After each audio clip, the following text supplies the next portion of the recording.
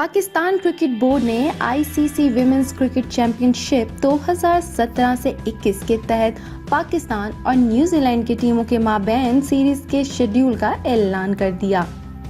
Pakistan cricket board ने ICC women's cricket championship 2017 से 21 के तहत पाकिस्तान और न्यूजीलैंड की टीमों के माबैन सीरीज के शेड्यूल का ऐलान कर दिया है।